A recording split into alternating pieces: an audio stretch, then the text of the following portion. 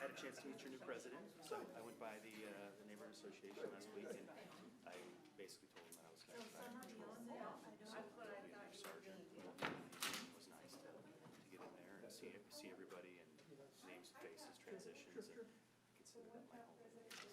Las Vegas, right? Park Creek and Park Road. So it was a pleasure to get in there. Of course, I'm always just a phone call away. I'm not leaving the city, just different shift. The new sergeant will do a great job, but yeah, it's a pleasure.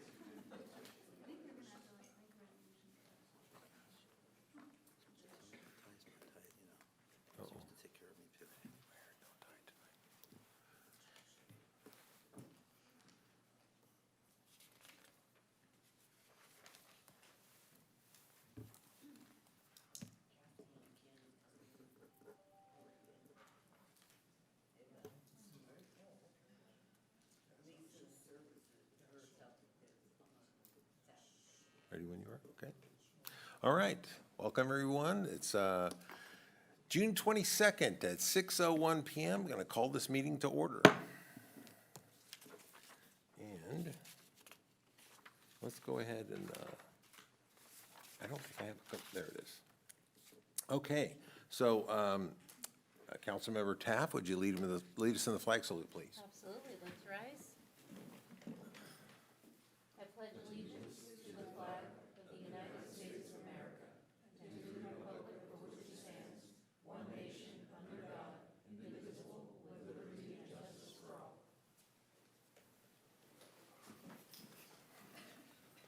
Okay, can you call the roll, please? Councilmember Karpinski-Costa.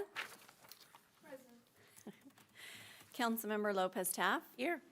Councilmember Middleton. Here. Vice Mayor Daniels. Here. And Mayor Schaefer. Here. Uh-oh. Uh-oh. Okay. So, can I have approval of the agenda, please? Move approval. Okay, I have a movement by Vice Mayor and a second by Jana Karpinski-Costa. All of those in favor? Aye. Aye. All those opposed? Seeing none, motion passes. Next item, please. And I'll just briefly read the video statement. This meeting of the Citrus Heights City Council is cablecast live on Metro Cable 14, the Local Government Affairs Channel, and the Comcast Consolidated Communications and AT&T UVerse cable systems. This meeting is closed captioned and live streamed at citrusheights.net, and tonight's meeting replays on Monday, June 26th at 9 a.m. on Channel 14, and the meeting can also be viewed on the city's YouTube channel. And with that, the next item is public comment. If you wish to address the council during the meeting, please fill out a speaker identification sheet and give it to myself. Speakers are limited to 5 minutes each. When your name is called, please step forward to the podium and state your name for the record. Great. I have one speaker card from Kathy Morris. If you would please step forward and speak your piece. Mr. Mayor, members of the council, there, okay. I'm sure everybody knows this, National Night Out. National Night Out is the first Tuesday in August every year, and it is this year, August 1st. Chasen is having a event for National Night Out at C by C Park, and it is from 6 to 8. We, of course, are Chasen, Area 7, 8, and 9, but it is a community event for the community, neighbors to meet each other, to socialize, and also to support our public officials, it's particularly the police department. And everybody's invited.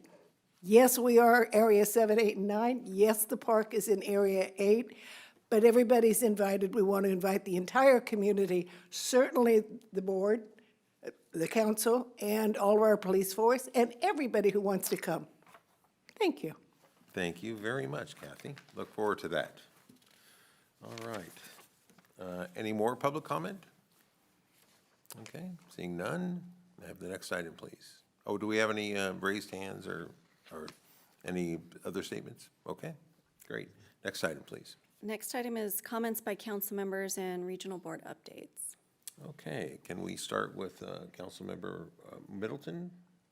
Yes, absolutely. Let's see. Over the past 2 weeks, I attended the Best of Citrus Heights event that was hosted by the Citrus Heights Chamber. It was a great event. We had a great turnout. It was a fully sold-out event, and so much fun seeing, who folks voted for and to be able to support our local community. I also went and attended the graduation of this year's class of firefighters. Lots of new folks, lots of younger folks out there, fighting fires, protecting our communities, and really excited to see them and their families on Wednesday. I also attended several Juneteenth celebrations, one that was in Folsom and one that was at the Capitol downtown. It was a great time for us to reconnect and really discover and recognize the meaning of what Juneteenth means and how we all need to be working towards more diversity, equity, and inclusion at all levels. And let's see, I also went to the California Hydrogen Leadership Summit. My colleagues know from our strategic planning session that I'm all about green energy, and it was great to see, a fully hydrogen-powered semi-truck. They're still just as heavy as the ones that ride on our Citrus Heights roads, so we got to figure that part out, right? And I also did some dining in the district. I know a few meetings back, Councilmember Daniels told us we should really be out there in our communities and supporting our local businesses, so I went to Folsom Palace and was really surprised at how delicious their food was. The service was amazing. And I want to encourage everyone else in our city to make sure that they're going out and just looking at our newest establishments and supporting them so that we can keep them here. Thank you, Mayor. Great, thank you. Let's go with Dr. Jane, so Jane Taft, what have you been up to? All right. Yes, I also attended Best of. I'm on the chamber board, and so that was a very successful event, and I look forward to that again. Did attend the Sacramento Library Board meeting, and I wanted to make sure everyone is aware, June 13th through August 4th, they do lunches at the library, including our Sylvan Library, Tuesday through Friday, 12 to 1, and it's meals for youth under 18 and younger. So I think that's a fabulous program because we know that food insecurity is very present in all communities, and ours is no exception. So I'm very proud that they have that program happening. I had the pleasure of attending the American Legion Post 637 installation of officers with several of my fellow council members, and I had the opportunity today to meet with our PG&E government relations representative and really, really good to meet all of the representatives from our utilities because they're doing a lot of activity in our city. So that's it for me. Great. Dr. Jana Karpinski-Costa, would you read your calendar, please? Oh, I've been busy. I went to Best of Citrus Heights. I did not stay for the entire event because it was Ted's birthday, so we had to go celebrate that. But Sac Sewer, this is budget time. As you see from our agenda, we got a budget on, budget approval on there, but Sac Sewer, FYI, serves 1.2 million people over 281 square miles. So their budget is a little thicker than the city one. From your house to the street is your laterals, pipes. And then they go to collectors, which are 6.8 inches, then to trunks, which are 12 to 36 inches diameter. Then they have a series of pump stations. So a lot of the budget is for upgrading pump stations, keeping them running. And then it goes to the interceptors, which goes to the Sac Regional Sewer. And so for anyone's edification, here's your number for the day is 68,242 manholes. Thought that was cool. And so, but the budget is like $102 million. So when you think of our little scrawny budget, this is a big giant budget. And then Regional Sewers budget is another $178 million. So there goes that budget. And today we got notification that the California Water Commission has funded gave us the grant for the Harvest Water Project of $291.9 million. I mean, these are like big numbers. So this, the Harvest Water Project is where we recycle water and use it for agriculture, thereby saving our aquifers, and the farmers don't have to pump out of the aquifers. They will get this water from recycled water.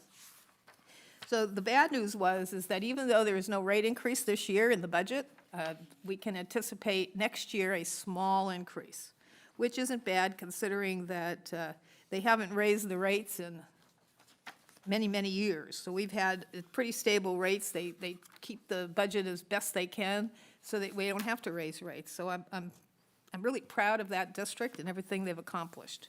And I'm proud to serve on that board. The mosquito district, we have 10 positive dead birds, and it increases every day, because I had one report said we had 3, and then the next report said we had 10, so I said, well, is it 3 or 10? Oh, that's how many we got in between the 2 reports. So we've had some positive mosquito pools. This is where we put traps out. We trap mosquitoes, then we test the mosquito as a group, and so we call that a pool. So the mosquito pools have been positive in Elder Creek, Natomas, and Sacramento. Now, we've talked about the invasive mosquitoes. These are the ones we really want to be notified of. They tend to live in your backyard. They're not good flyers, but they're great biters. And they like to bite during the day. If you're sitting on your patio in the daytime and you get a bite, that's not a regular mosquito. That's one we want to know about. So if you see a day biter, they like to bite you around the ankles. They like to live in bottle caps and wait until there's some water in there. So then they're horrible. And so we have seen those in Natomas, Carmichael, and in the Rosemont area of Sacramento. So they're out and about. And so we want you to report day biters. We want you to report neglected swimming pools that you see in the neighborhoods so that we can go and take care of those pools, which is a huge breeding source, and for sure use your repellent. STA, now there's another guy, we did a budget there. That's just another $184 million. But if you didn't have Fissure A, you wouldn't have RT. So RT gets about a third of the dollars. And I think, and I went to SACOG Blueprint. And the SACOG Blueprint, the first thing they ask you is, what is the headline you want to read in 2050? You know, some people said, oh, Sacramento has no air pollution, or Sacramento has no unemployment. Mine was, Jana turns 104 years old. So that's what I would like to see in 2050. No, so we participated in a table with people we don't know, people we don't agree with, and said, how many houses do you want to put on this spot, and how many roads you want to see, and so anyway, that was okay. That was a fun thing. But then when I went to STA, we didn't have enough people come to the meeting to finish all our business. We needed a 2/3 vote on refunding our bonds, and people just didn't show up for the meeting. We had to, so I don't know what's going to happen with that, because it had to be done while the interest is that is, because by the time we have our next meeting, I think is in August, the whole bond market may change by then. So that was kind of crappy that people don't show up for meetings. So I was there. And that was it. Great, thank you. So Vice You're Mayor welcome. Daniels? Struggles for me to sit through budgets. That's all you did? Vice Mayor Daniels, what have you been up to? A few things. Along with my other council members, attended Best of Citrus Heights. It was a really fun event. It was nice to see a lot of businesses get the recognition they deserve, and there's a lot of great businesses in Citrus Heights, so please get out and use them. Also, with my other council members, attended the American Legion 637 officer installation event and potluck. So it's potluck, so it's good. So, some very worthy and heroic people that are honored and help us out throughout the community, and greatly appreciate them. Also, with all of my other council members, attended the strategic planning retreat, and are we going to get anything on that today? Anything further tonight? We'll be having the resolution to adopt the strategic objectives at the next council meeting, but I'm going to touch on that as part of my comments too. Excellent, but a very good time, a little hybrid kind of a thing, and it went off really well, and a lot of good discussion with my other council members, staff, city manager, police chief, lots of people, really good time. Attended along with council member Jane Taft, the Education Committee, as we moved forward with some of the infrastructure for our our School Feasibility Committee. And so we'll be voting on that for our members tonight. And then nothing on the RT board to report out. As part of my position on the RT board, I'm also on the Capital Corridor Joint Powers Authority. And ventured down to Oakland for that meeting the other day. And only thing I'll report out of that, other than you think you spend a lot of money, you ought to see what these guys spend. Well, we But, just gave you 70 million. Good, well, we need it. Their projects right now are totaling about $619 million. But the one I'll note is the Sacramento to Roseville Third Main track, and so that's to put a new track in there too, so that we can have greater train service that starts in Roseville as opposed to having to go down to Sacramento and start. So a lot of funding has come in towards that. It's a $209 million project, and they're well on their way past the halfway point of getting that funded and moved, and so we'll see that one of these days. And let me see, I think that's it, just in the future. Please don't forget, this coming, is it this coming Saturday? What day is today? I don't Week even from know. Saturday. A week from Saturday, our patriotic event, fireworks are returning to Citrus Heights, and this is what we've all been waiting for a long, long time, and a good community event, bringing folks out to get together. It's at Van Maren Park, Saturday, July 1st, starting at 6 p.m., and it's going to be a great time, so please come out with your family and enjoy it. That's it.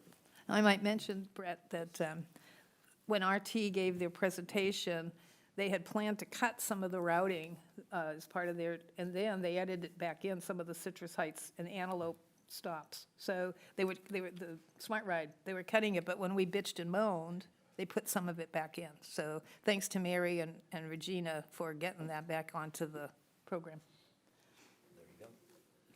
Great. So I'm going to start off by saying I really regret that I was not able to make the best of. I heard from all of my council members and many other people that was a great event. Unfortunately, I was fighting the Mormon crickets in Elko, Nevada. If anybody knows what those are, it's a pretty horrific circumstance where they hatch, and for the next 9 days, there are crickets everywhere. Oh, my. And it's quite an event, and they mow down. Hopefully you didn't put in a lawn, or one of my colleagues had just put in a rose garden, and the rose garden was completely demolished by the Mormon crickets. So they're everywhere back there. So with that, I sincerely apologize for missing that one. I won't miss it next year. So I also attended the strategic planning retreat that was on a week ago today, and it was a the format was really on the money. Thank you very much, Ash, for putting that together. I think that we got a lot of things accomplished with that.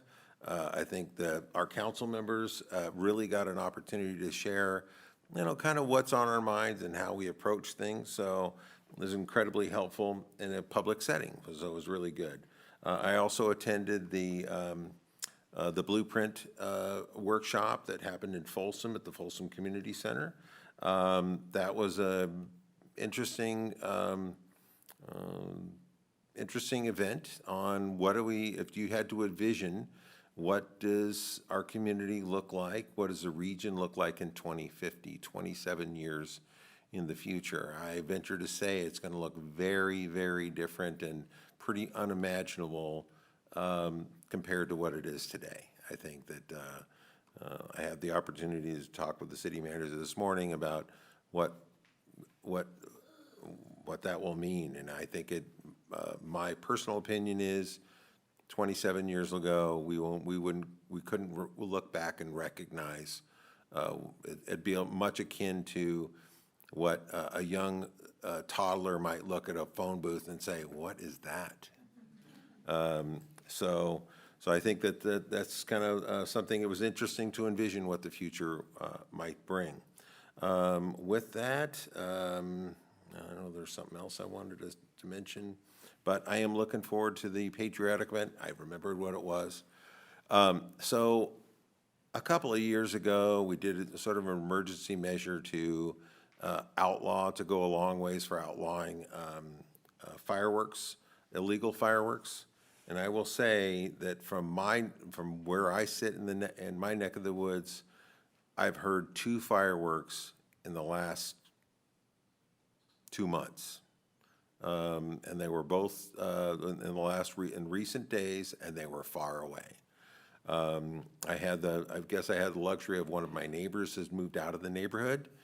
Maybe that's where most of the fireworks were He went to coming, my but- neighborhood. What's that? He went to my neighborhood. He moved to your neighborhood. So I don't know if I can chalk this up to the fireworks ordinance that we have now, but all I can say is I'm enjoying the peace. And it's funny that when you think about it, when something isn't there, you really have to think about whether you miss it or not. Wow, it really occurred to me that, hey, we're sleeping at night don't tell anybody, with a sliding glass door open, and just the screen door closed, and it is quiet in my neighborhood. So I hope that the ordinance had a good effect on that. So that's really all I have. So let's move on to the next item, please. The next item is consent calendar items 4, 5, 6, 7, and 8. What's the pleasure of the council? I got one I want to pull, just to make a What comment. would you like to pull? Let me see the number. Number 6. Number 6, okay, That I'll move the 4, 5, 7, and 8. okay. We have a second? Second. Okay, I have a motion by Karpinski-Costa, a second by Middleton. All those in favor? Aye. Aye. All those opposed? Okay, so motion passes. Can we, what was your concern with items? I wanted to make a comment, and I just wanted to thank Ash and the team, the budget team, the department directors for putting together this terrific budget, and it is available now on our website for the public to see. And keep in mind that our budget reflects our core values and our city values. What else? I want another word, it just went that way. So it's nice to read our budget, see where we're spending our money, and then you see where our values are. And you did a great job, the whole team, and so I know there was about 4 people on the budget team. I think you recognized in the budget book. So thank you all for doing that, such a good job. Any other comments? Great. And I'll move that budget approval. And I will second that great job on the budget. Really, really nice to see, so. All right, so we I have a move the motion and item. a second. All those in favor? Aye. All those opposed? Seeing none, motion passes. Next item, please. Next item is regular calendar, item number 9. The subject is appointments to the Citrus Heights Education Committee.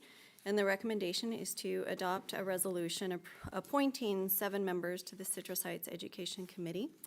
And good evening, Mayor and City Council. Amy Van, the City Clerk. So following the formation and approval of the Citrus Heights Education Committee Work Plan, city staff accepted applications for the Education Committee for a period of a 2-week period. So tonight, we are presenting the applications that were distributed to City Council. The applicants were also invited to attend the meeting tonight.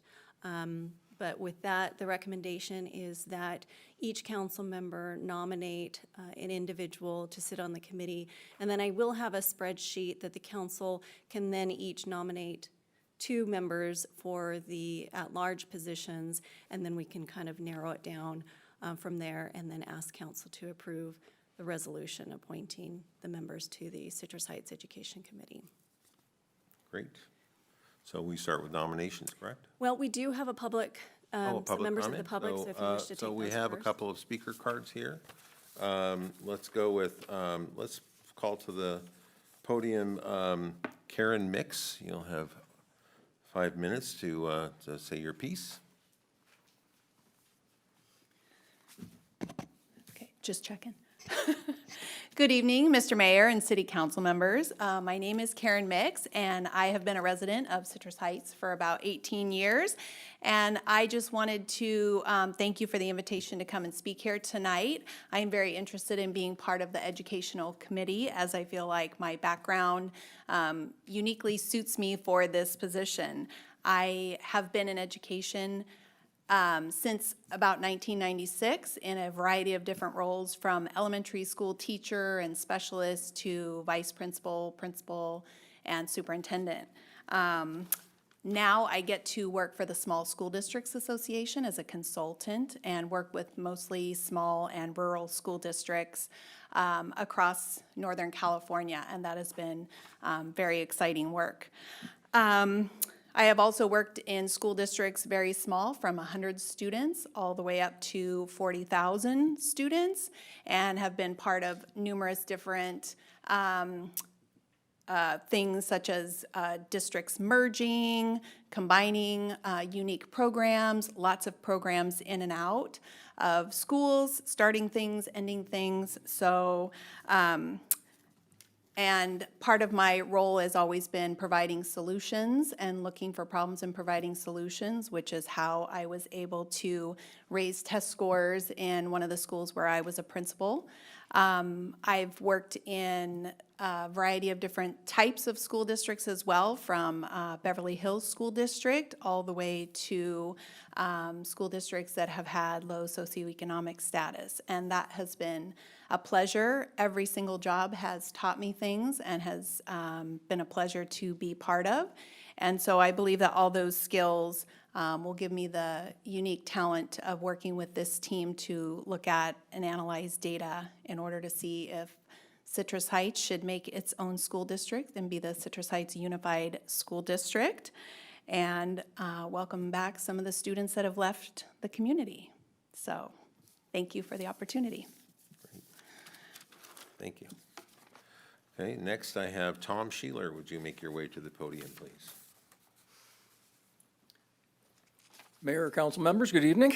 Tom Sheeler, a 40-year resident of Citrus Heights. I look at the examination of the Citrus Heights School District as the next logical step in the growth of Citrus Heights as a strong and vibrant city. I'm hoping and expecting a broad, fact-based analysis looking at the issues of financial viability, physical facilities, teacher administrative support staff, and other issues that is free of preconceived outcomes or political or ideological influence.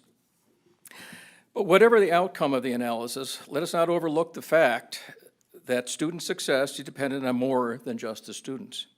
Yes, teacher quality and curriculum is very important, but support at home and in the community is essential. Students that do not have a good parental and grandparent role models to emulate and to assist will have much less chance of success. A safe, supportive home that is free of physical, psychological, and substance abuse is so vital, and we, the community, must strive to support our students in this regard. Teachers cannot teach students that are depressed, hungry, or aggressive as a result of their home life. Let us recognize this and not put the onus of student scores only on the teachers. That responsibility is both on the students and the adults of the community. I wish this committee the utmost success, no matter the outcome. Thank you. Thank you, Tom. Okay, so moving on to the next step. So, Mayor, here before the council is a listing of the 10 applications that we received. And so we would ask first if each council member will nominate their individual appointment. I'll mark those on the spreadsheet, and then we can look to the remaining applicants for the at-large position. Okay. So can we start with Councilwoman Middleton? Yes, thank you. I would like to, my nominee to be Jeannie Burns.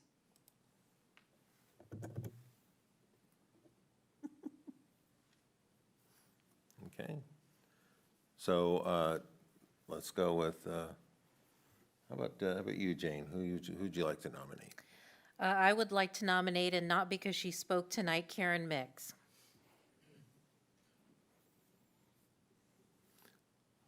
Councilmember Daniels? John Kane. John Kane? And Jana Karpinski My Costa? top two are taken, so I'll go to, my number 3 is Jessica Fork. Jessica. And I'd like to nominate Tom Sheeler.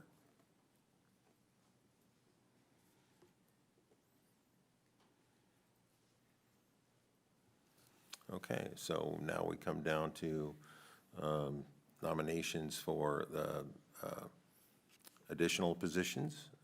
Let's start with Portia Middleton. Oh, okay. Catherine Morash.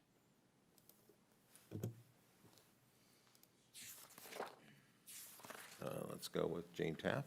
Are we doing 1 or 2, Mayor? Oh, If you have up to 2, because there are 2 at-large Yeah, we're doing positions. two. oh, sorry, I should know that.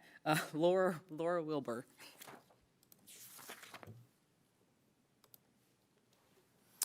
Jane? I'll submit Robin Stout and Laura Wilbur.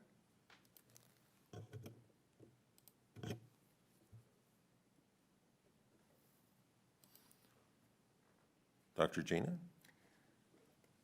I do Catherine Marash and Robin Stout.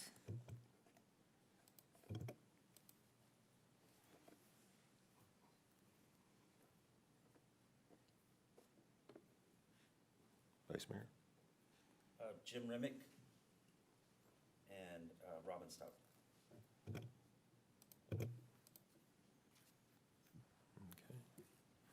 And I will nominate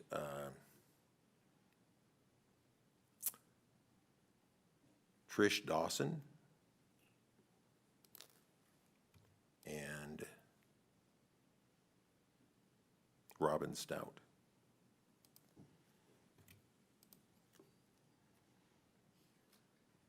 Okay, what's the next step? So now, there's a resolution before the council, so if you're ready to take a nomination, and it appears that for the at-large, Robin Stout, and we have a tie between Laura Wilbur and Catherine Marash, so if council would like to deliberate Can on we that just last- keep the 2 that tied on there, Mr. Mayor? Or do we have to separate those 2?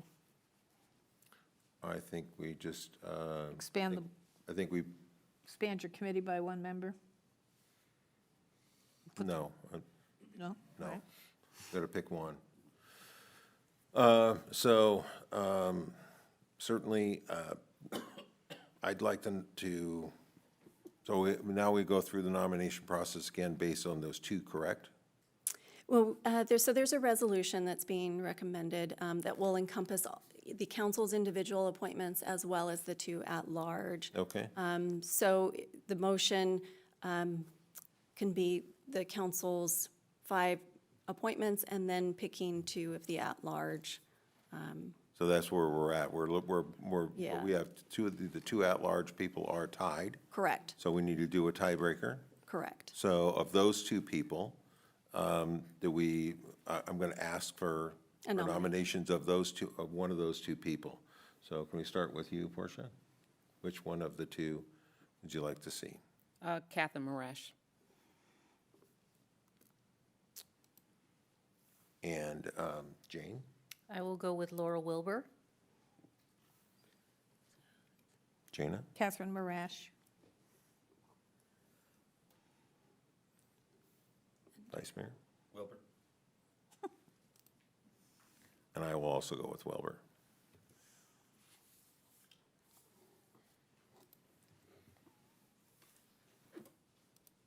So did I capture that correctly?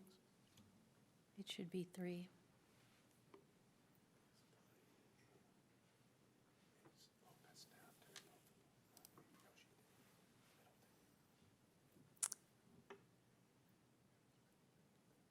Councilmember Middleton, did I get, was it? No, it was, It was Morash, that's yeah. right. Which we already had a 1 there, so yes. Okay. That should decide it. that's it. Okay. Okay. So we'll just need a motion for the resolution. So do we have a resolution? Adopt a resolution? So I'll go ahead and read the motion. Adopt a resolution of the City Council of the City of Citrus Heights, California, authorizing the city manager execute agreement, nope, sorry. That was the wrong one, my apologies. Adopt a resolution of the City Council of the City of Citrus Heights, appointing 7 members to the Citrus Heights Education Committee. That's a motion. Can I have a second?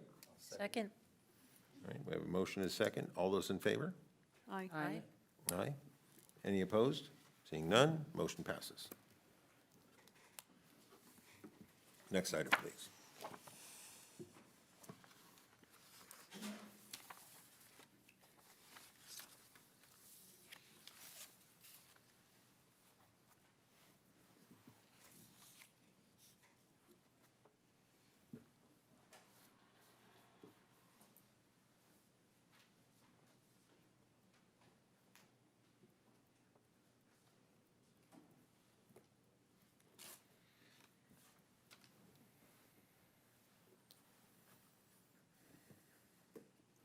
Oh, the next item is regular calendar, item number 10, overview and discussion of objective design and development standards for the Auburn Boulevard Special Planning Area. The recommendation is to review and discuss the proposed objective design and development standards for the Auburn Boulevard specific plan. Thank you, Mayor and Council. Casey Kempenaar, your Community Development Director. Here tonight, I'll be giving you a brief overview, and then we'll turn over the nuts and bolts to experts. We have Allison Bermudez, our Senior Planner, as long as consultants from Opticos Design Group, who will help answer questions and kind of frame this discussion. As you know, traditionally, local governments had wide discretion over development projects and making sure that they adhere to what the community's vision is and what our expectations are. Most of these expectations are conveyed in development standards that are applicable to projects that come in our different corridors. Some of these standards, such as height, setback, and density, are very, black and white. They either meet the standard or they don't. But other standards we have in our existing Auburn Boulevard plan are subjective. For example, one of these is projects shall support the district's role as a city gateway, or walking edges of buildings shall provide visual interest. So that can mean something totally different from council member to council member, or staff member to staff member.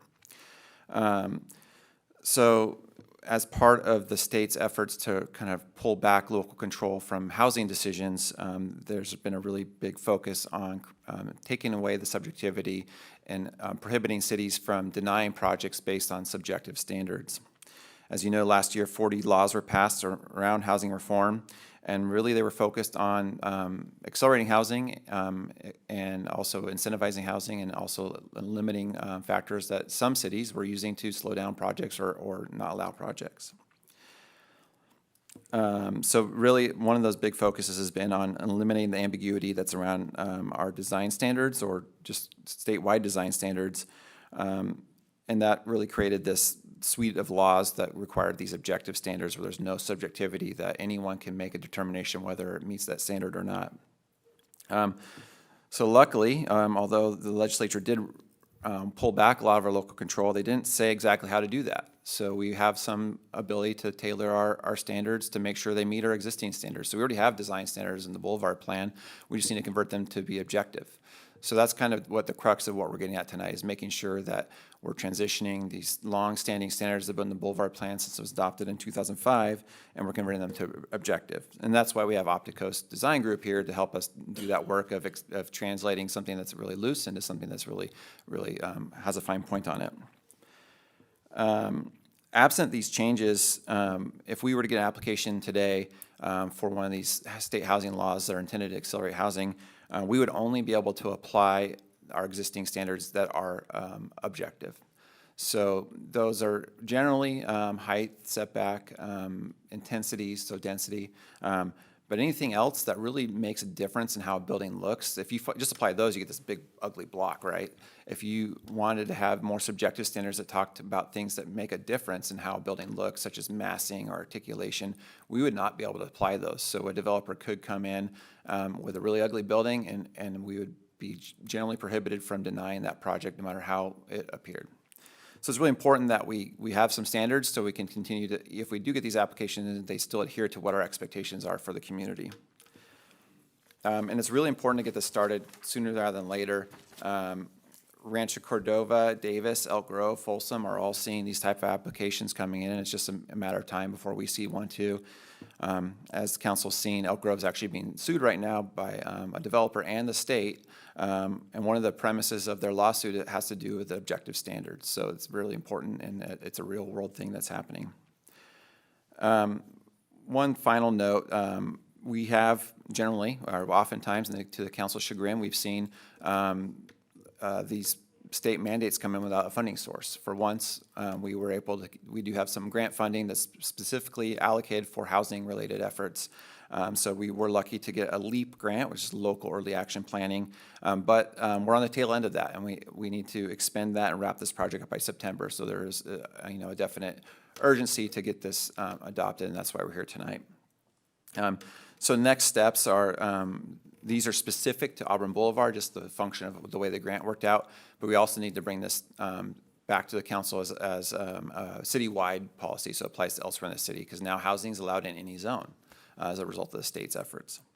So we'll be bringing those back later this summer as well. So tonight, I want to introduce Stefan Pellegrino for Opticos Design Group. He's done work, Opticos does this type of work all over the state and has really kind of taken this on head on and made changes to make sure that we're getting these objective standards, but also keeping our community's vision intact. So I'll have Stefan give a little bit of an overview about what the state of the state is.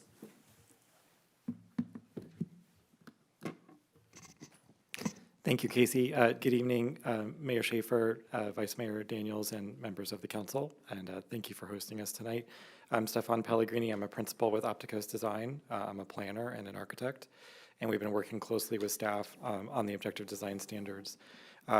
All jurisdictions in California have been compelled to comply with the suite of state laws to accelerate and produce housing across the state, and so the position that Citrus Heights is in is a very common one. We've had the opportunity to work with jurisdictions all over the state who are trying to implement objective design standards, but we are also looking at best practices from across the country.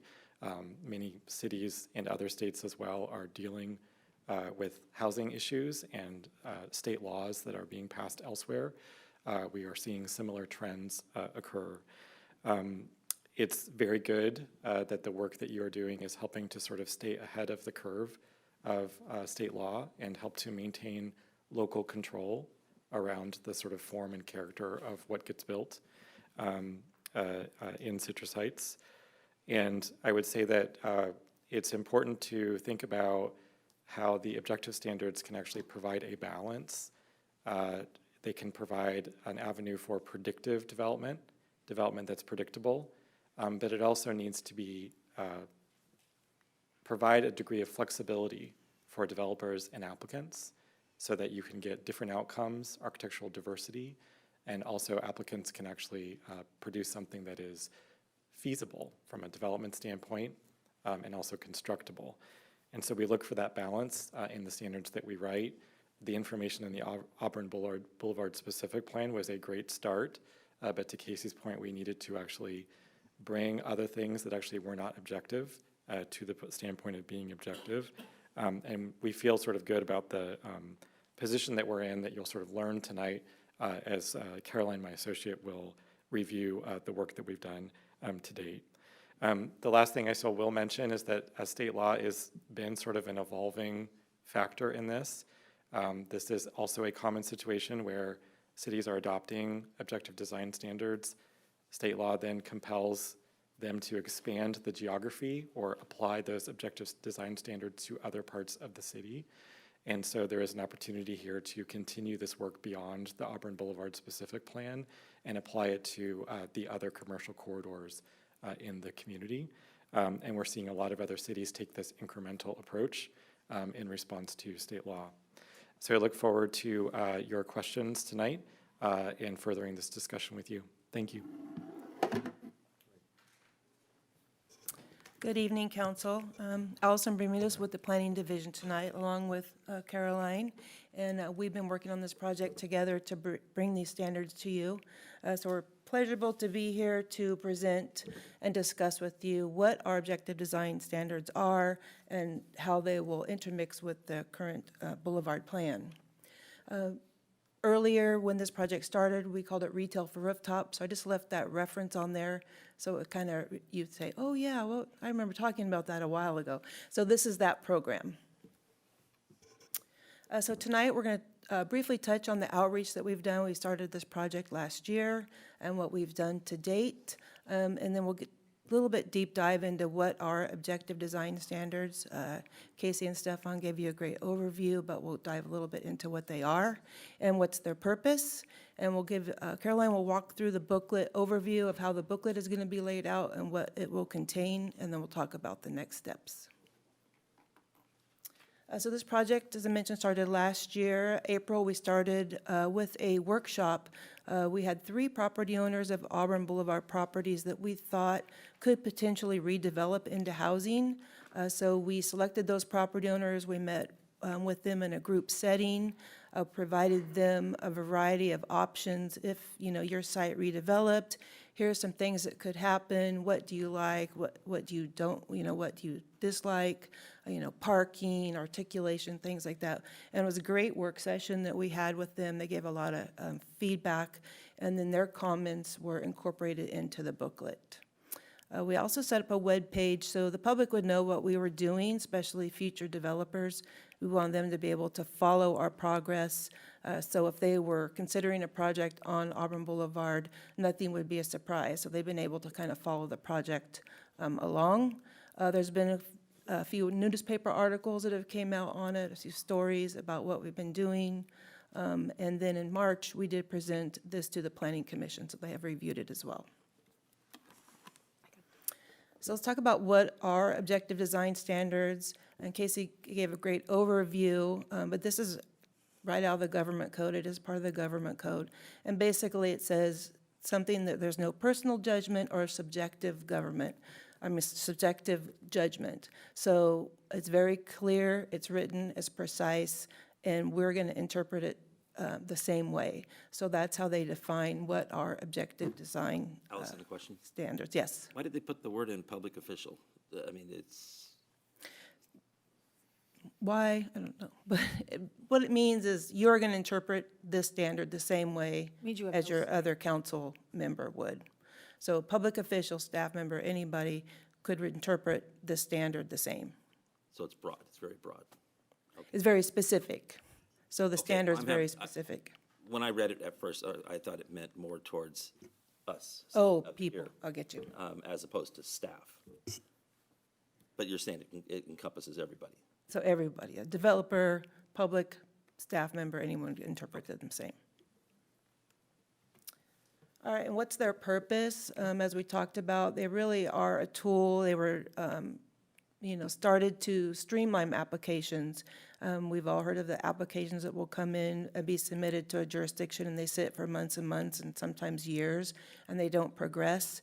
And so this objective design standards is put into place and a requirement, and it kind of forces the movement of applications. So when an application is submitted, those objective design standards are available to the developer, so they're very clear on what their project has to do. So it really is this criteria, this tool. Recent state legislation, they're all incorporating the use of objective design standards, as we've mentioned. And they are another tool to implement our design guidelines. So in this framework, we have the design guidelines of the Auburn Boulevard Plan, but as mentioned, they're design guidelines. So these objective standards are implementing those guidelines. And it does, provide some certainty to a developer. If they've done their research, they've read the design guidelines, they have read the design standards, then when they submit a project, if they followed that, they should feel very comfortable that their project would go through the process because they have met what has been outlined. So it's very clear. So kind of an overview of design guidelines versus objective standards, how they are different. As mentioned, design guidelines are very subjective. They use a lot of language like, recommend articulation or recommend colors that are, blending with the community. So very subjective wording in design guidelines. They're not really measurable. As Casey mentioned, I could interpret them differently than he may interpret them. So they're very free-flowing. Where the objective standards, they will support the design guidelines and allow the streamlined review by providing measurable verbiage, quantifiable numbers. They're easily defined and they can be enforced. So that's the difference between the two types. So when it comes to specifically if we were looking for a specific look, say down Auburn Boulevard, are we barred from looking at that and saying, okay, we kind of want this neighborhood or this business district to look like it's an organized planning program rather than just a hodgepodge of stuff?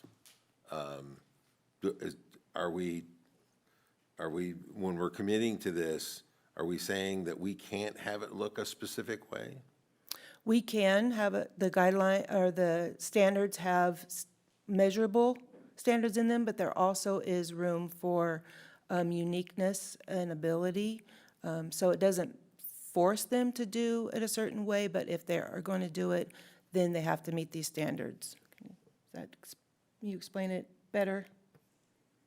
Yeah, is your question whether the standards are capable of producing a certain building form, or? Exactly. Yeah.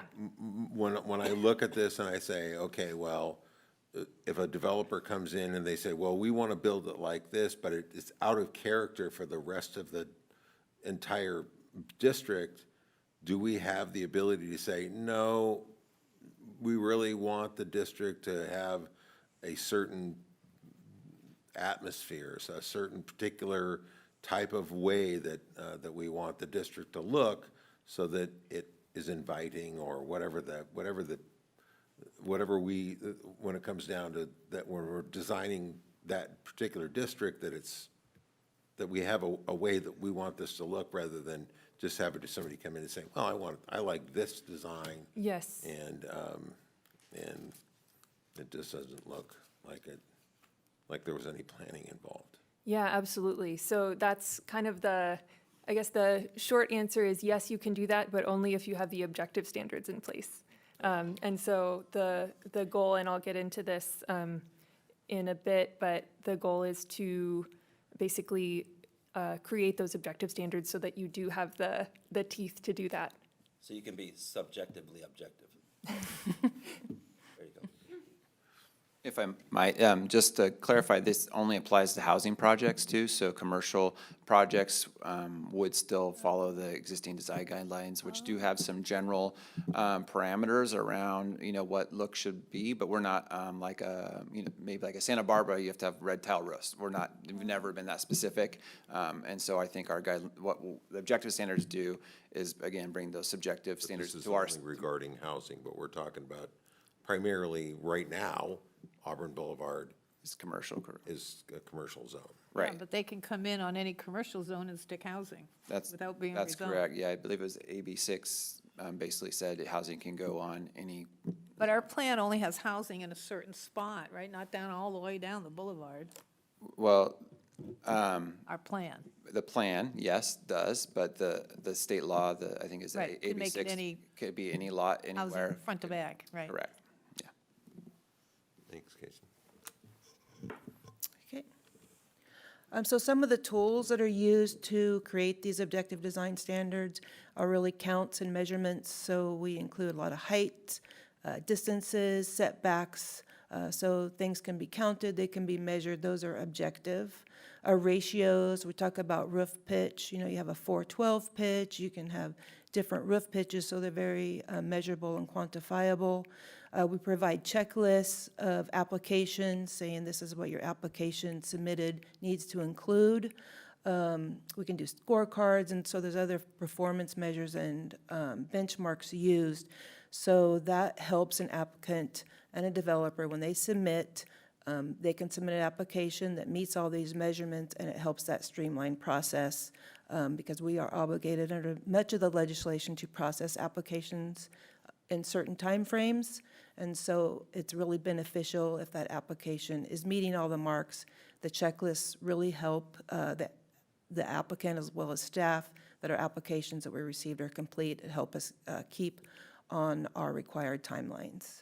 So those are all tools that are used for this objective design standard process and streamlining of application. So the entire boulevard would look the same? Look like projects? Like I grew up in the projects. They'd look like projects. Well, hopefully our objective design standards there's enough in there to give variety and we'll really be upgrading. We can show you some of the differences when we get into it. So as we mentioned, there's been several legislative actions that have brought us to this point. This actually started back when the Housing Accountability Act was adopted in 1982. They talked about objective design standards. It just kind of sat in the law and was never used or put in other legislation. And then in 2017, with SB 35 and some of the other legislative actions, they started implementing objective design standards, and they were looking for ways to streamline housing projects. So then objective design standards have been incorporated into many of the legislative acts that you see here that are significant ones, as well as many other. So we are really kind of catching up to legislation that's been, passed starting back in 2017. That's kind of how I describe it. This is my layered cake theory. Really, when we start this, when you look at where we are in housing and developing and objective design standards, planning has really become this cake, and the legislature is kind of the bottom, the base. We're getting laws and legislation passed down to us that we have to comply with, setting the standards. We then, as a city and a community, have our general plan that we look, our future development, where we're going to be, over the next 20, 25 years. So we incorporate that and we set out those policies. And then our zoning code kind of takes that and finds it to us a little bit more specifically. And then we have our specific plan areas. We have the Auburn Boulevard plan. We have the Sunrise Tomorrow plan. So that even narrows that top layer down a little bit. And then these objective design standards are kind of the top. So all these different actions kind of have to mesh together and build on top of each other. And it's all the information through the general plan, the zoning code, and the specific plans that are used to really develop and create this top layer that we're presenting, the objective design standards. And as Casey mentioned, these are only going to only apply to residential projects. As I mentioned, they're trying to streamline housing developments that are in the pipelines throughout the state. So these are applicable to multifamily projects and to mixed-use projects. Tonight, we're specifically talking about ones that would file for the Auburn Boulevard plan. In the Auburn Boulevard area, that's where the design standards that we have, or development standards we have tonight, are referencing. And then, and so a developer could come in and they want to submit an application under SB 35, SB 330, which some of the other legislative actions, and then they would get that streamlined review. If they request that streamlined review, then these objective standards would come into play. The developer does have the choice if they want to submit an application for a multifamily project or mixed-use project, but they want to just use the design guidelines, and they want to, they're not asking for the streamline review. Maybe some of those streamline reviews have an affordability component to them, or they have prevailing wage, they have some other uniqueness about them, and they don't want to comply. They just want to submit housing. Then they could forego that, and they could just submit under our traditional methods that we use today, using the design guidelines and interactions with staff and consultations with staff to get the project that we're looking for.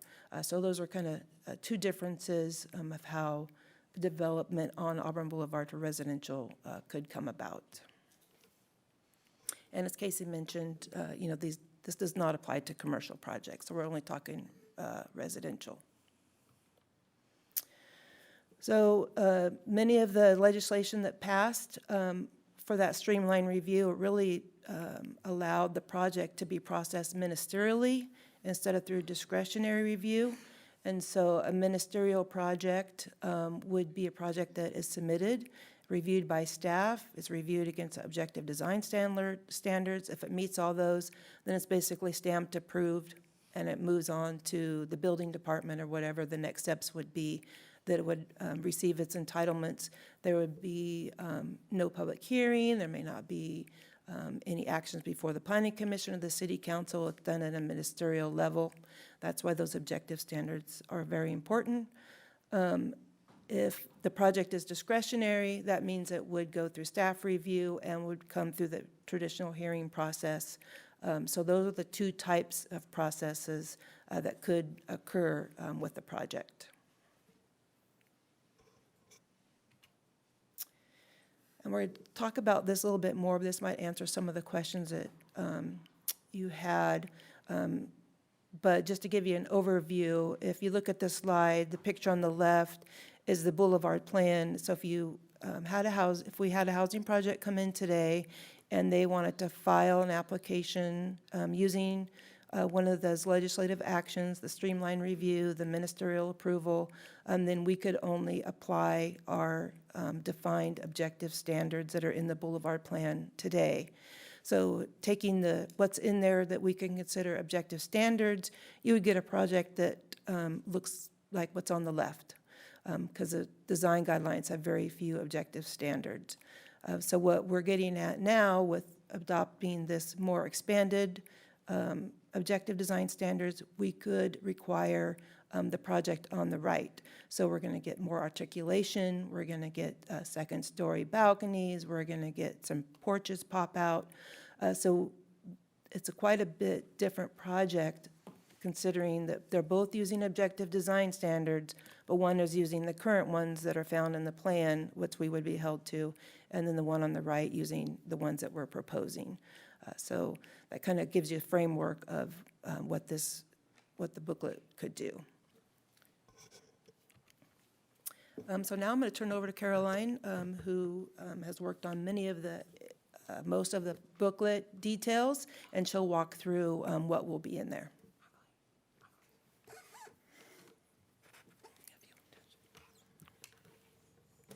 Thanks, Allison. So I'm going to walk through some of the key content of the Auburn Boulevard booklet on the objective design standards it contains, and also give you a little bit more context. So I'm going to walk through 4 things. First, illustrate the subjectivity in the current Boulevard plan, introduce some of the types of objective standards that are used in this document, and then review some of the key content, what the standards are actually intending to do, and then return to an example that Allison just shared about how the built outcomes would be different under these objective standards than they would be if we kind of do the do-nothing scenario, if we keep things as they are today.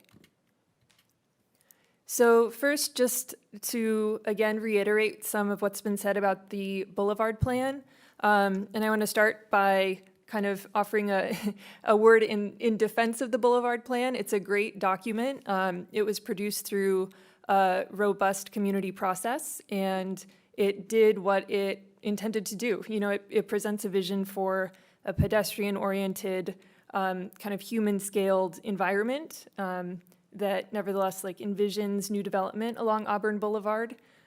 But as the quote on the top says, you know, it was intending to provide qualitative as opposed to quantitative requirements. So it was never intending to be objective, and it wasn't. And at the time that it was written, it was okay, but now in light of the new state laws that Allison spoke about, unfortunately that means that for streamlined applications, this no longer has any teeth. So the city wouldn't be able to really enforce any of these components of the vision, such as buildings shall be sited and designed to reinforce the pedestrian experience, or residential design features shall enhance the expression of individual units and houses. Those are both really great things, and the community was behind those components of the vision, so we took our task as creating objective design standards to actually enforce those components of the vision. So Allison introduced some of the ways that, some of the types of tools that can be objective. So I just want to kind of illustrate the different ways and kind of walk you through the different ways that we can regulate these form elements objectively. So the first is building form, and we can do this. Two of the key ways are height, that's numerical, that's kind of black and white, and then building footprint. So kind of how wide, how deep is the building footprint. Building placement is another one, and this has to do with where the building is situated on the lot, so how far back is it set, and something called the facade zone, which basically means that the building, a portion of the facade needs to be set fairly close to the street, or whatever setback is established. Some of the building has to be set there and not, 60 feet back with a parking lot in front. But it actually has to bring the building to the intended setback. Another one is encroachments. So for things like stairs or kind of galleries or overhangs or entry ramps, we can regulate these numerically to make sure that things encroach or don't as much as we want.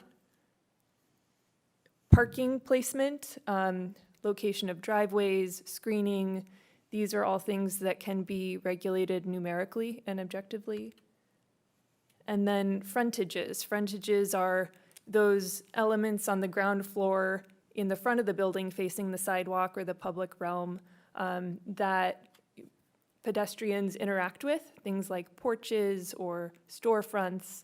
And these can also be regulated numerically and objectively. And we've written standards to implement those aspects of the Boulevard Plan vision as well. And then another part of the objective standards, and I'll go into more detail on this in a second, but massing and facade articulation has a few components that really focus on, especially for larger buildings, for longer facades, how to break those facades down so that they're not that monolithic image that Allison just showed you. All right, so with those tools in mind, they kind of come together to create this booklet. So these tools are implemented through 8 chapters, but tonight I'm just going to focus on 2 of them and just introduce some of that content. And I encourage you, I'm sure you'll all review the document at your leisure, but this is just a quick intro. So the Is there a first, chapter on landscaping, or are you just sticking buildings on a sidewalk? Or you have, I don't see landscaping standards. yeah, so landscaping standards would lean on Chapter are they in? the existing zoning code. So those aren't specific to, Chapter which one? So there are, we kind of go back and forth between Ally's layered cake, so there are some standards within the zoning code that are applied, such as landscaping and tree spacing, and those are already objective, so that isn't really focused in here. This is more focused on architectural and that So side. the booklet won't include any of that? You have to go back to the other plan? Correct, yeah. Oh, that's objective.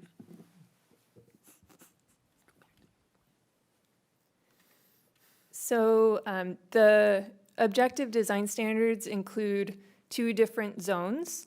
And if you're familiar with the Boulevard Plan, you might remember that the Boulevard Plan was organized into several different districts, and each district had a different design vision.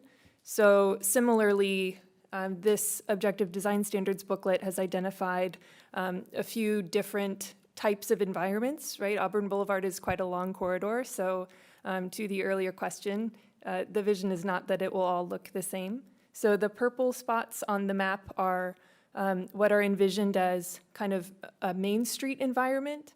In other words, a lot of the commercial activity and kind of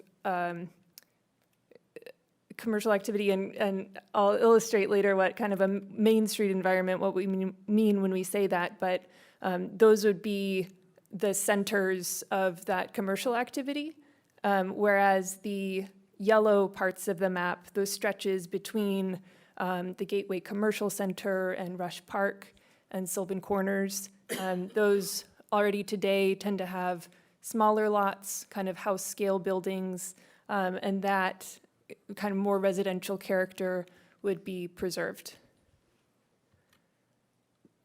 So the first of the 2 zones is a neighborhood zone, and on the bottom you can see an image of some of the types of buildings and features that that would be allowed in this zone. And so the idea is that it would be small to medium footprint, moderate intensity housing choices, including things like a triplex or a small courtyard building or townhouses. And here are some photos of those building types that are allowed in the objective design standards. Another important way to create a certain type of environment, I mentioned frontages before, so each zone has a specific list of frontage types that are allowed that are then kind of regulated with numerical standards. So these are the types of, this is kind of the subset of the menu that's allowed in the T4 neighborhood zone. Things like projecting porches, dooryards, forecourts, and then since there's some grade change in certain parts of Auburn Boulevard, we've included a terrace type which can help accommodate that grade change. The Main Street zone is the other of the 2 zones. So this is envisioned to have slightly larger footprint buildings, moderate intensity, mostly 3 stories, with one kind of 4-story overlay zone at the northern end in the Gateway Commercial Center. And these are the building types that are allowed in this zone. So again, like I think Casey mentioned and Allison, these standards are only going to be triggered by projects that come in with a residential component. So that's why you're not seeing, commercial buildings, purely commercial buildings as part of this menu. So all of these are either residential or mixed use with a residential component, things like stacked flats or a Main Street building, and that would be a case where you have a commercial or office space on the ground floor and then residential for some portion of what's above. The frontage types are different in this zone to help produce a different kind of environment. So there's some overlap, But here we have shop fronts and we have galleries, types of frontages that create a more intensive Main Street feel that can encourage, pedestrians to interact with the business inside, and things like shop fronts that will have a lot of glazing where there's a lot of visual connection between the sidewalk and what's inside. So I mentioned I would give an overview of 2 different chapters. So here's the second one. It's Chapter 5, Massing and Facade Articulation Standards. And this table, the main idea here is that the longer a building gets, the more of these standards apply. So if you already have, a small duplex, it will be less than 75 feet wide and none of these standards will apply. It's already sort of at an appropriate scale. It's not going to feel monolithic or overwhelming, but if you have a building that's 150 feet wide, more of these standards will apply. So the first of the types of standards is massing and composition. So these apply to any building 75 feet or longer. And the idea is that rather than it being all kind of one thing, there's some kind of bay rhythm, either 3, 5, or 7 bays. And there are specific ways that you can express that pattern. Another way is tripartite facade articulation. Basically, it has a base, middle, and top. So, Yep. before we get too far, we're talking about a specific kind of, we're talking about all different kinds of buildings and structures that seem to be very up close to the street with little to no parking. Or the parking's around the back, which creates a safety issue from when you have parking around the back, out of the visibility of the general public. It creates a zone where more crimes can occur without being detected. So are we adopting this plan tonight? Is this what the plan is? We're gonna just put, again, it seems like we're just not accommodating for automobile use or parking there. So what I would say is the Boulevard Plan was built on a premise where that was the type of vision that was established of what you're describing, where parking's to the rear, and it's, a mixed-use environment. So I think what this does is bring that into these objective standards. It's not really changing the overall vision or intent. It's just making us legally compliant. I think tonight's purpose is to hear feedback from the council on this, and we'll come back at a future meeting and bring the booklet. We will be emailing the booklet out to you so you can have time to digest it more as well. We really wanted to give you an overview. Okay. There's a lot to digest here, tripart. Yes, Hey, no question. I can't even say it, but there's a lot to digest here. So we wanted to get your feedback and share you the nuts and bolts, and then, as you get to dive into the booklet, please reach out, and we're happy to go over it with you in more When you detail. say the booklet, what is the booklet? It's basically a document that we'll be adopting. The It's, one that we used to have, we throw away and get a new one? no, we'll use them in tandem, but this Why can't booklet. it be one booklet with everything in it? I would love that. But unfortunately, there's a variety of reasons why we need to keep them separate, but this will be, if someone says, hey, I wanted to use one of these streamline laws, this is the book they get. Oh. If they want to fall under our existing rules, they go into the So old book. the old zones that we had, the hotel zone, remember, and we had gone, right? Those are still there. No, this is just if someone wants to do a housing project, the state said you can put housing anywhere, these are the rules you would follow. If you're using the streamline. If you're not using the streamline provisions, you want to just go the old-fashioned way, that's still an option as well. Thanks, Casey. Thanks, Casey. Okay, we're almost done. So another component of these facade articulation standards are something called architectural recessions. So you can see in the photo, there's a part of the building that steps back, and some of the frontage types, like the forecourt frontage type, also can be kind of incorporated into this form. Windows and openings are another component. So once your building hits 100 feet or longer, there are particular numerical standards that certain window bays must follow to help give some dimension to the building. And then the last one, it's not a requirement, but once your building gets 150 feet long or greater, you have the option to incorporate a corner element just to introduce some visual interest along this corridor in a large building to help kind of create a gateway element. Okay, so with all of that in mind, I'm going to return to some of the images that Allison shared. So again, this is what could happen under kind of the do-nothing scenario if someone comes in with a streamlined application and all you have in your toolkit is the current Auburn Boulevard specific plan, the Boulevard plan. This is kind of all that you could force the applicant to do. There's a height limit and there's kind of a setback, but that's pretty much it as far as form standards.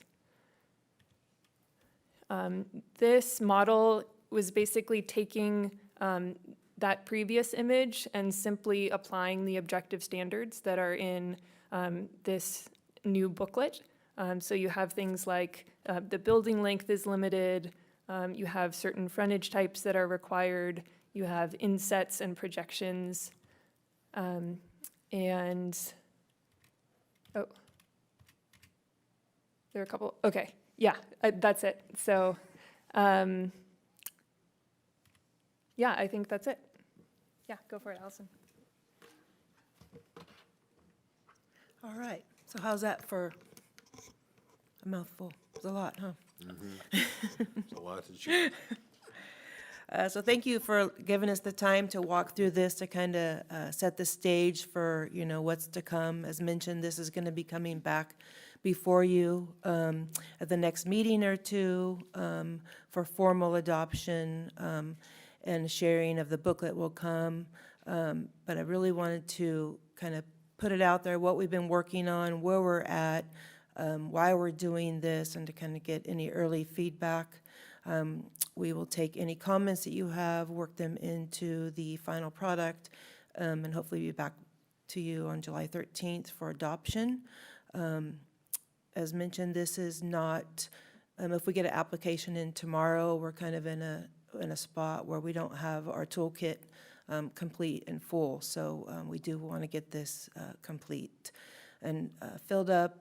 And as mentioned, the same thing will occur a little bit down the road as a citywide. The legislation is allowing residential in all commercial zones. So as you know, we have a lot of commercial areas in the city. This particular one focused on Auburn Boulevard, but we will doing pretty much a mirror image of this for the rest of the commercial areas in the city, and that will be to you in the next couple months. So that's what we're looking for down the road. So with that, we'll conclude, answer any outstanding or remaining questions that you have, and if not, we will see you back here next month.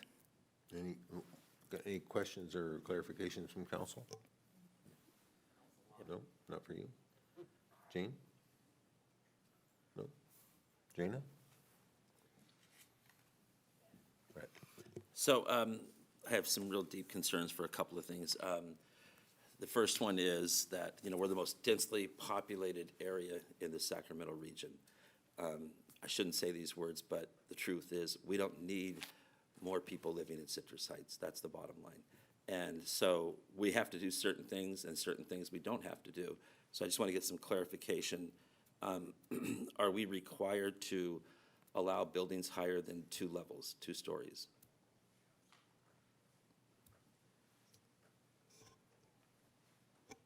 Right now, the plan does allow for certain. That's not what I said, Casey. I said, are we required to allow buildings more than 2 stories? I think that, Want to come back on that one?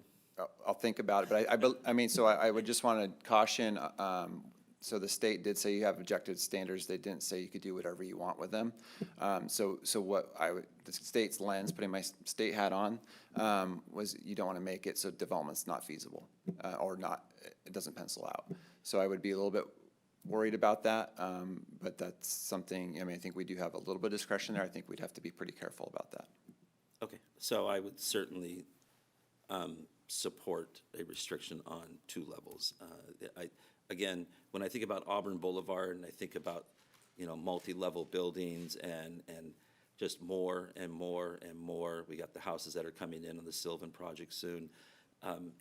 We can get to ridiculous really soon and really quick. And so I just don't think we should allow that. And then the other thing is, are we allowed to set a standard for how far back any residential property must be from the roadway? I have a real deep concern. Auburn Boulevard's, it's a highway. People do 50, 60 miles an hour down that road. And I think it's a real disservice if we have control over the fact that we could require a setback from the roadway for any residential property on the lower level of something like, 50, 60 feet, whatever. But it should be something that's where if a vehicle just simply loses control, hopefully it'll stop by the point, if it goes into a skid or whatever. But putting something that allows a person's front door, a bedroom, a living room, some kids, baby nursery to be 20 feet from a roadway or whatever, it's just ludicrous. So I would really like to see us have in there something that says you're only allowed to be within, 50 feet of the roadway, 60 feet of the road, whatever, something that pushes it well back from the roadway. So I'd like to request, it's my understanding from this meeting that we do have a specific plan that outlines the kinds of property similar to what we have for Sunrise Tomorrow. I haven't reviewed that. That certainly was passed long before I came on to council. And I certainly would like to review that as we're looking at this process and have a better understanding of what that really means and how some of these objective standards that we're talking about will impact that. So I'd certainly like to request, can I have access to what the plan is, what that looks like, so that I can study it and kind of give you a lot more feedback potentially on how this really will impact and how we can comply with the law and still enhance the quality of life in Citrus Heights instead of create more stress living here. Sure. Well, late this week or early next week, what we can do is email out the council a link to the existing Auburn plan as well as the objective design standards as they exist today as draft form. And then, yeah, we would be happy to meet with you to go over any. Thanks, Casey. Really appreciate that. I hope we never have a building that looks like any of those buildings. They're horrible. You open the front door and throw your kid out front to play. Where's he play? Where's the space for the living? Where do you live besides in the little apartment? Where do you live? In the back? What's back there? Parking. It's horrible. Okay. All right. Are we ready to move on? Yeah, thank you so much. It's horrible. Next item, please. Next item is department reports, item number 11. The subject is the presentation on the Citrus Heights Stars and Stripes celebration to be held July 1st, 2023.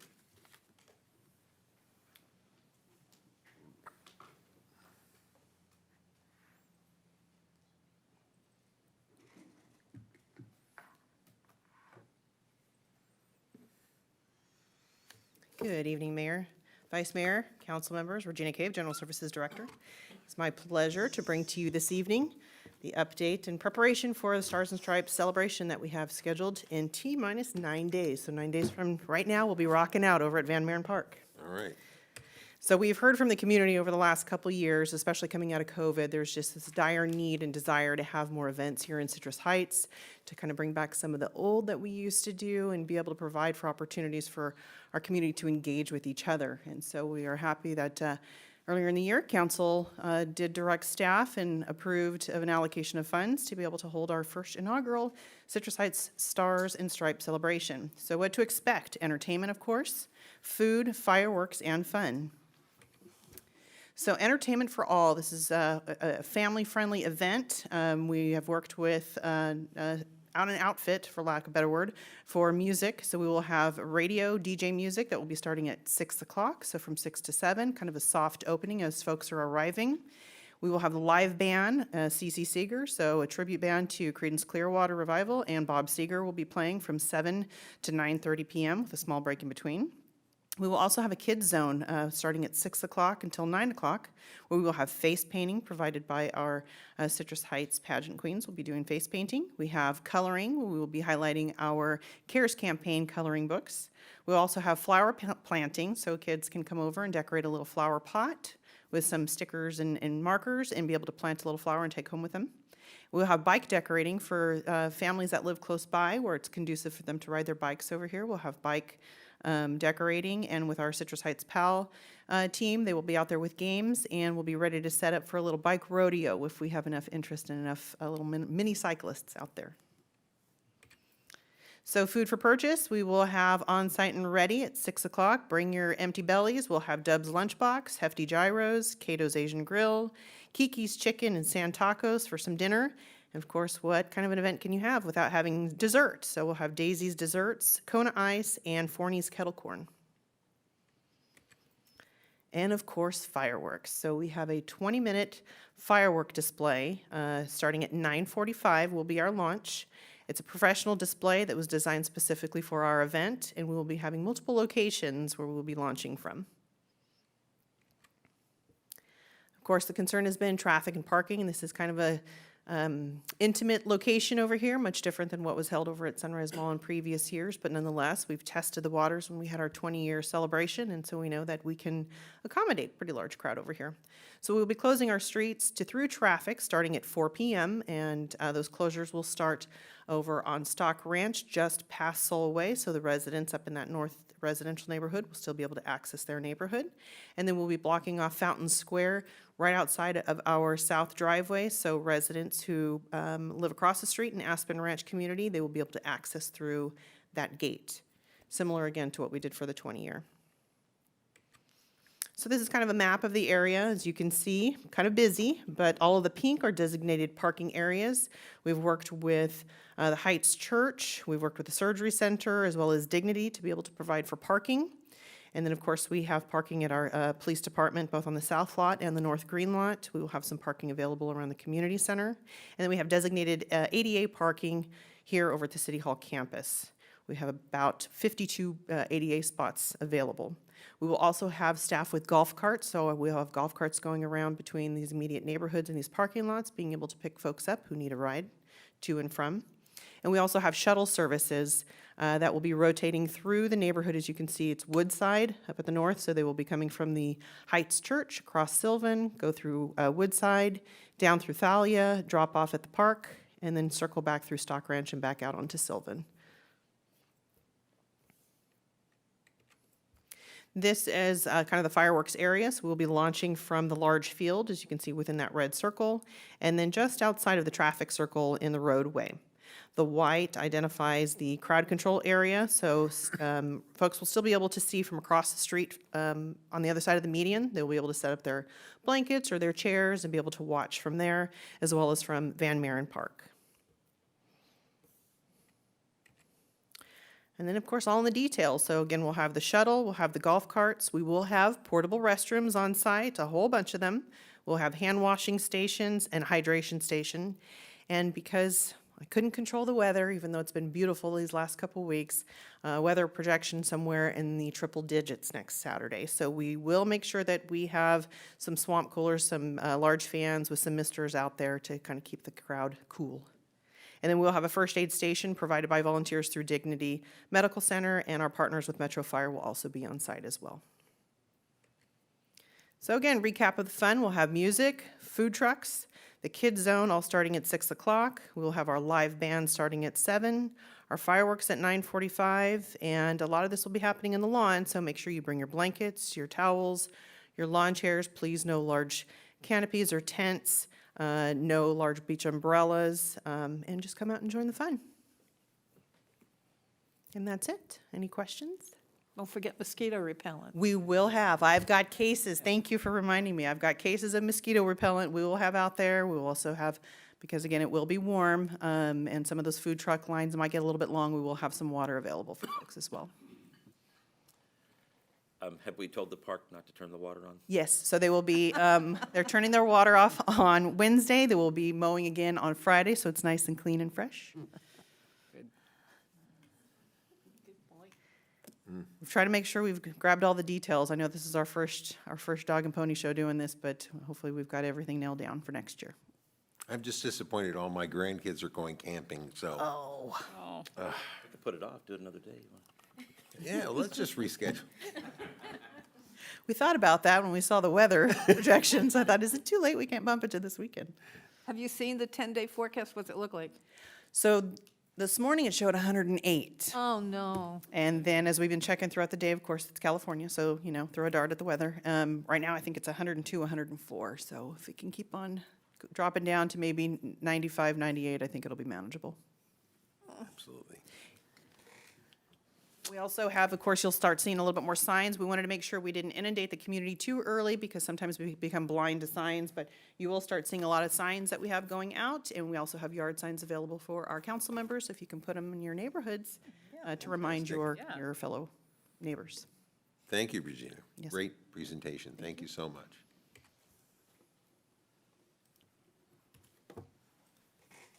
Next item, please.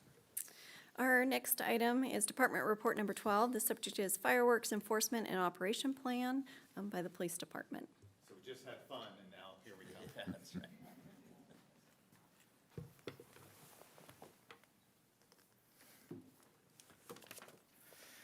right. Good evening, Mayor, Vice Mayor, and the council members. I'm Lieutenant Ken Lewis, and I'll be presenting our Fireworks and Operation Plan, which outlines our strategy for ensuring safe and enjoyable 4th of July. This plan focuses on education, prevention, and enforcement while leveraging various platforms for communication and collaboration. The police department has actively engaged with the community through social media platforms and the CHPD website. Regular updates, tips, fireworks safety, the C-Click Fix app, and reminders about illegal fireworks will be shared to educate and inform our residents. This year, the police department will be distributing warning letters to neighborhoods in the past who have had illegal firework complaints and encourage residents to report any illegal activities. This letter will have a social host ordinance and include fines should you receive a citation. This proactive approach is aimed to prevent illegal firework usage by fostering community involvement. This is something new, just to let you know. We're basically taking areas where we had large complaints, and it's basically just a warning letter, giving them all the resources they need, just to keep anybody out of trouble. This year, we're also having an amnesty program in collaboration with our regional partners, allowing individuals to voluntarily surrender illegal fireworks without facing penalties or legal consequences. This program promotes responsible behavior, reduces the potential for any accidents. So we are doing this along with Sac Sheriff and Rancho Cordova PD. So far, we haven't received anything.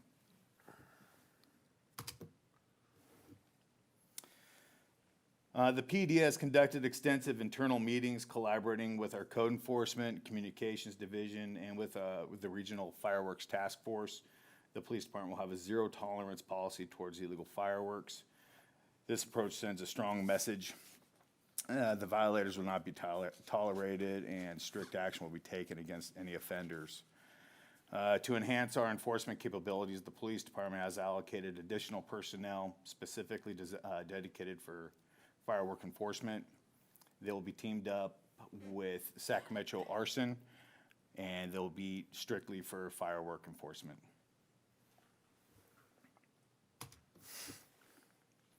And lastly, we encourage the public to report illegal fireworks by using the non-emergency police lines. Additionally, the CHPD website and the C-Click Fix app, which goes live the 28th of this month, will provide, or for fireworks, will provide convenient platforms for reporting and submitting complaints. That is it for our what we plan on doing. I do have a short video for you. We did partner with Sac Metro for a PSA. Yours truly is in it, along with Sergeant Weisenflew back there. It's entertaining. Okay. Let's take a look at it. Diana Schmidt, Supervising Fire Inspector with Metro Fire. Matthew Rust, paramedic engineer with Sac Metro Fire. Ken Lewis, Lieutenant, Citrus Heights Police Department. Dave Weisenblum, Sergeant, Citrus Heights Police Department. When using fireworks, you want to make sure that you use them on a safe location. That's going to be a dry, flat surface, and you want to make sure that you're away from any overhangs like balconies or awnings. You also want to be sure that you are not near or in a grass field that may catch on fire. We're going to talk about safe fireworks lighting practices. You're going to want to use a long-stemmed lighter to get in there, light the wick on the fireworks, and then get back and enjoy the celebration display with friends and family. And then once the firework is completely exhausted, you want to put that into a metal bucket and submerge it completely. Let it sit there for 24 hours, and after that time, then you can properly dispose it in a garbage can. Sergeant Weisenflew here. Please use 911 for emergencies only. For non-emergency calls, please call 916-727-5500. To make it even more convenient during our busiest firework report days, between June 28th and July 5th, you'll be able to report illegal firework activity easily through the SeeClickFix app that's available to download free on your cell phone. Citrus Heights has a fireworks social host ordinance in place. Violators of the ordinance may face a $750 fine for discharging illegal fireworks or even hosting an event where illegal fireworks are discharged. Subsequent violations may face a $1,000 fine. Legal fireworks can be purchased at any booth within the city of Citrus Heights. They will have a state fire marshal seal on the box. And remember, any illegal firework can be turned into the Citrus Heights Police Department any day between 8 and 5. Remember to have fun and to celebrate our nation's independence, but above all else, keep it safe and keep it legal. I would like to tell you that that was all done on one take. There are bloopers out there. Question, do you use drones at all to ship, send a drone over and see where they're coming from? Yes, we have tried to do that in the past.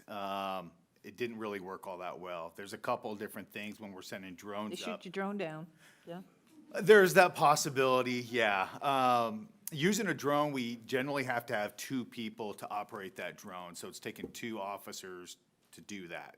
One person's the pilot, one person is basically his spotter, if you will. What we found by the time they get there, one, the firework might not be going off at the point in time, or the lighting, or whatever it may be it's not gonna get us there any quicker. So, and then trying to find out where it's coming from to launch the drone is a little bit troublesome at times. Any other questions? Any questions from council? No? All right, thank you very much. Thank you so much. All right, next item, please. Next item is Department Report Number 13. The subject is Homeless Navigator Program Update.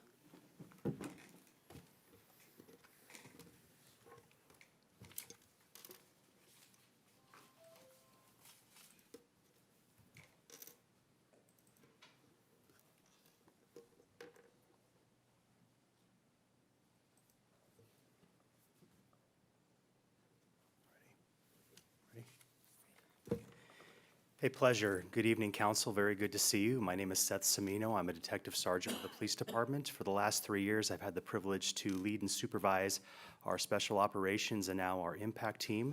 Embedded in that team is our Homeless Outreach Navigator program.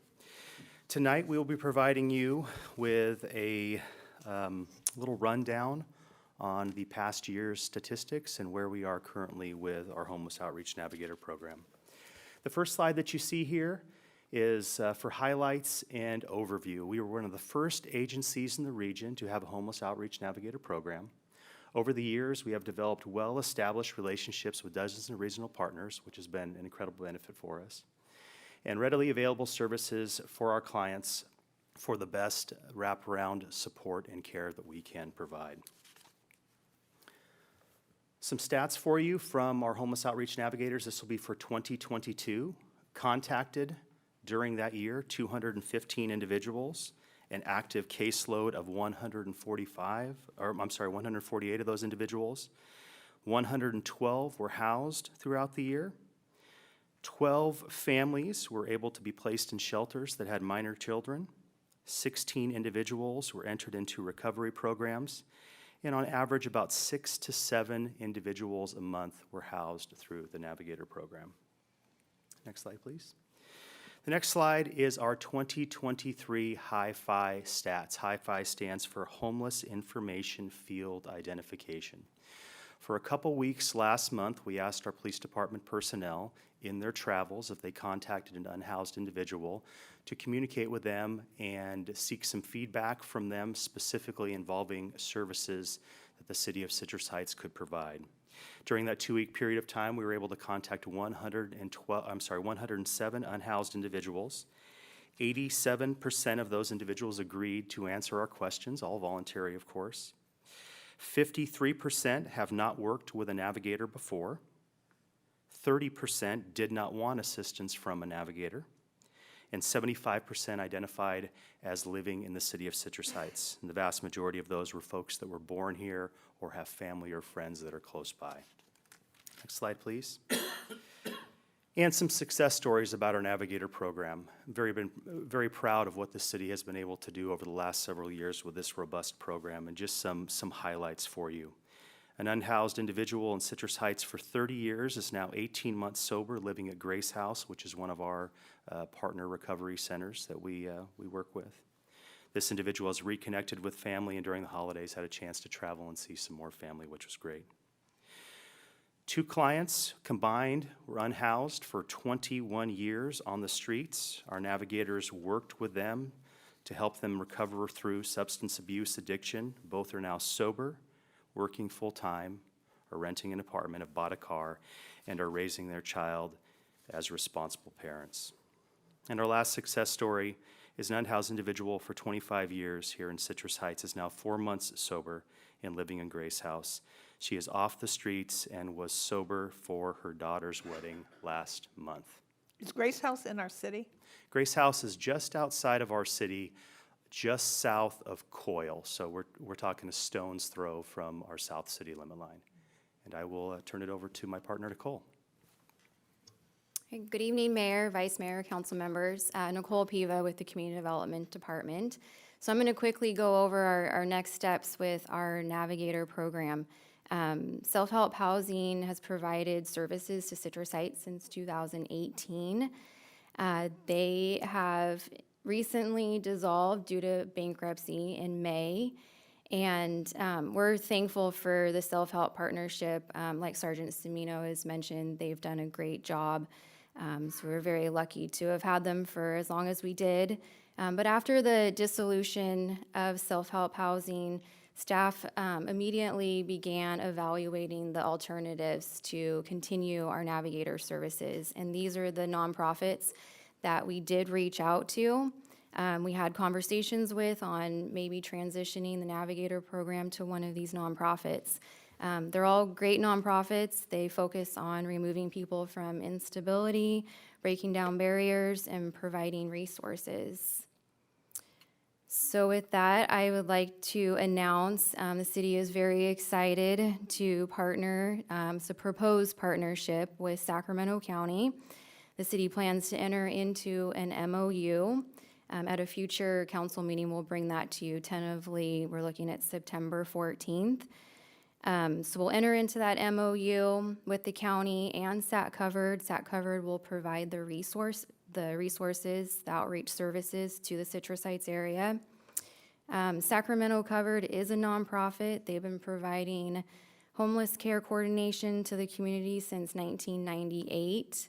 Since then, their programs have evolved and they've gotten more programs over the year. But the city and the county and SAT Covered, we have a mutual desire to improve the coordination and combine the efforts to meet the needs of the unhoused in our city. This is an exciting partnership. We're confident that we'll be able to increase the efficiencies and consistency by collaborating with the county. Currently, the county is funding 22 full-time navigators Sorry, they're not called navigators anymore, they're community health workers. So they are working with SAT Covered, and the proposal is to add one full-time community health worker to the Citrus Heights area this next fiscal year. All the community health workers are going to rotate in the county service areas, including Citrus Heights. So the proposed model is we'll have 2 lead community health workers and 1 lead manager to support those workers. The funding proposed is we'll have a full-time community health worker. The worker will also have, they'll be able to access client assistance. These are funds that will help with transportation and other financial assistance to support clients' next steps. So estimated with the full-time and the client assistance, the city's contribution is about $125,000 for the fiscal year. They will be a SAT-covered employee, and our funding source has not been identified yet, but we will be sharing that when we bring the MOU back to council for approval. So our next steps is the county is going to initiate the MOU, and they will bring it to their board, County Board of Supervisors, for approval August 22nd, and then we will be back to you on September 14th for approval of that MOU, and we would like to begin services mid-September. That's it. Any questions? I have a question. Yes, Gina. How much does the community health worker earn as an annual salary? That's a good question. So this is just a proposal. We have not gotten to the actual final numbers. That tells me how much up to 125,000 is being lost in administration somewhere. So the 125,000 also includes the client assistance, and that number has not been determined either. Any other comments? I've been working very closely with Supervisor Sue Frost to work on this program. Certainly not in a position to make any kind of announcement. All I can say is I am very optimistic that this is going to come together as it needs to, and I am, like I said, I'm hoping that we can fund this through 2026, and then at some point we'll have to figure out what we're going to do after that. But hopeful that that there will be. We'll have this well in hand by sometime in September. So I just wanted to give credit where credit's due. Sue Frost, and as well as our staff, Ash Feeney, myself, I know you've been involved with it, Nicole.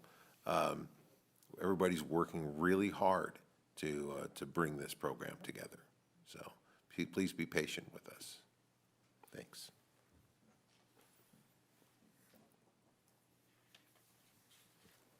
Any other comments, questions? All right, can we move on to the next item, please?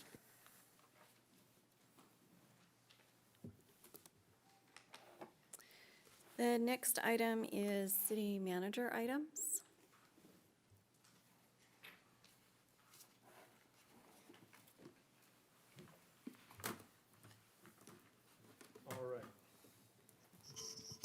Good evening, Mayor Schaefer, Vice Mayor Daniels, members of the City Council, Ash Finney, your city manager, with a couple of updates. First, I just wanted to acknowledge the strategic planning retreat that was held last Thursday. I thought that there was a lot of great dialogue that happened. I too, and our department head team, our city attorney, we felt like it was a very productive retreat.